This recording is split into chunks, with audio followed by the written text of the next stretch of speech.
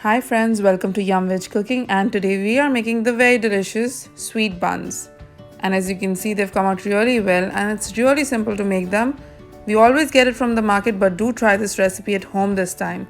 So first, in a mixing bowl, I'm taking 2 cups of maida, and 2 cups of maida will make around 6 to 7 buns, so you can alter the ingredients. I'm adding 1 teaspoon of yeast. This is instant yeast, you can use dry yeast. 3 tablespoons of sugar, 3 to 4 tablespoons of tutti frutti. I just love this, so I add a lot. You can add little if you don't like it, and half a teaspoon of salt. And we'll start dry mixing the ingredients, and then add a little water, and we'll need a soft dough. We have to knead this dough for like 10 to 12 minutes, and you'll see that it'll start coming together, but still we'll keep on kneading it. So as you can see, it has become a nice dough. We'll add some oil and we'll knead it for 5 more minutes. And you'll see it'll start becoming sticky again. But that's fine, we just keep on kneading it.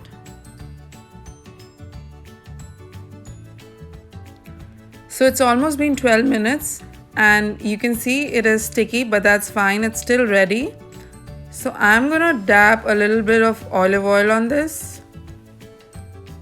So just coat it with olive oil and then cover it with cling foil and leave it in a hot, warm place for like 2 hours. And after 2 hours, you'll see that this has doubled in size.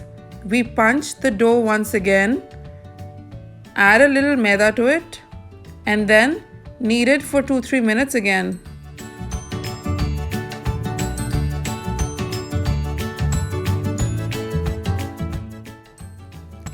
So now this is almost ready, and now I'll take it out on a kitchen shelf, and with the help of both my hands, I'm just trying to make it even and then rolling it in this way.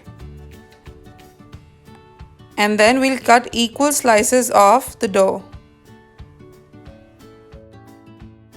I'll sprinkle some maida on the kitchen counter. Take one roll and then we'll try to flatten it like a small roti, or just like the way we press the peda. And now we'll try to make a small potli or money bag, folding all the sides, and this becomes the bottom side.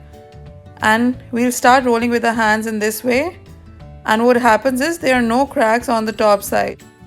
So now they're all ready. I'll cover them with a cling foil and leave them in a warm place for 1 to 2 hours until they become nice and big. Also, I forgot to mention that you have to use a greased baking tray, so make sure you grease it before you put them on the tray.